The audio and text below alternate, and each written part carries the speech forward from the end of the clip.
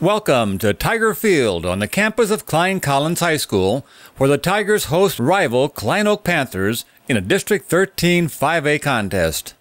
A victory tonight will move the Tigers into a tie for first with Kingwood. This team is coming into form with a pitching staff and defense allowing just 2 runs per game in district play, while scoring 7 per game.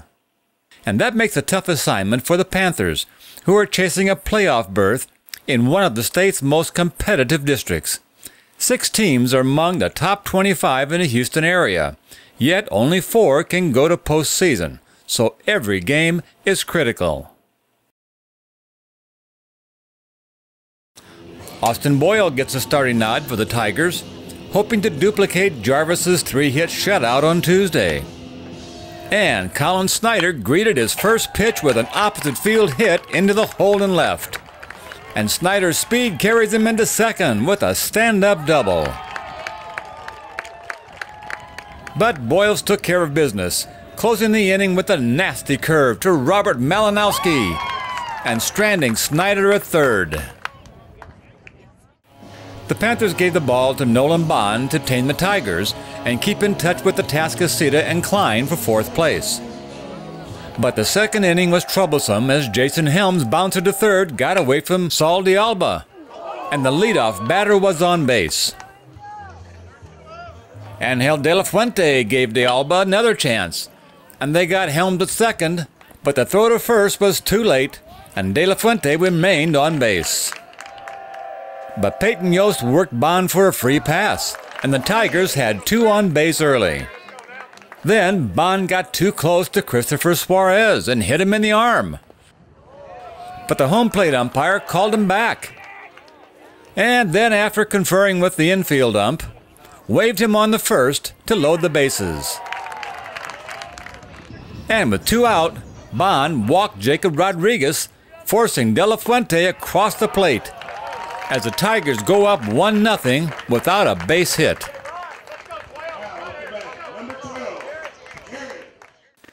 The Tigers' first hit came into third, with 2 out, as Jason Helms singled up the middle and moved to second on a pass ball. Then Bond walked De La Fuente with 2 outs to put 2 runners on base. And that set up Peyton Yost, who ripped an 0-1 count deep in the hole in left center, off the wall, scoring Helms, and De La Fuente rounds third. And the relay from Snyder to Bolivar is perfect. And De La Fuente is out at the plate. Nice throw by the sophomore Snyder, keeping a key run off the board. Malinowski took the first pitch in the 4th to left, and the Panthers kept the momentum, getting their leadoff man on base. Then with 1 out, Boyles clipped Bolivar in the back, putting 2 on with a runner in scoring position, as the catcher gets Ches Lopez as a courtesy runner. And Nolan Bond then helped his own cause, driving a single to right over a drawn-in infield and scoring Malinowski as the Panthers narrowed the gap to just 1 after 4 innings.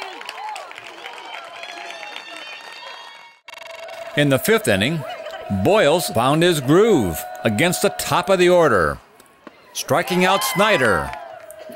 Then Grant Ozarchuk, and finally D'Alba, sending the big hitters down in order. In the bottom of the 5th, with 1 out, Jake Jarvis hit a hard bouncer up the middle, and Roman Guerra scoops it up, tags second, and doubles up Jarvis to remove the threat.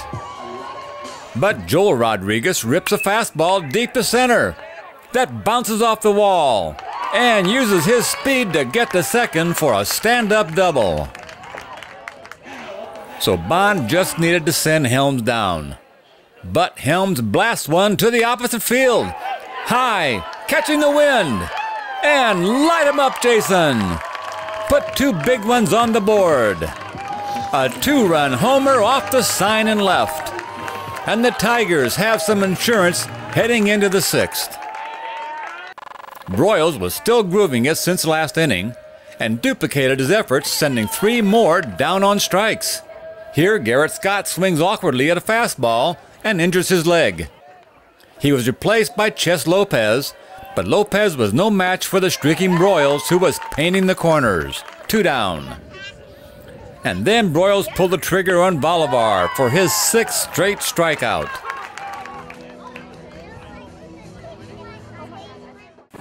In the 7th, the Panthers needed to break Broyles' rhythm, and Bond drove one to right. And De La Fuente dives and comes up with the out.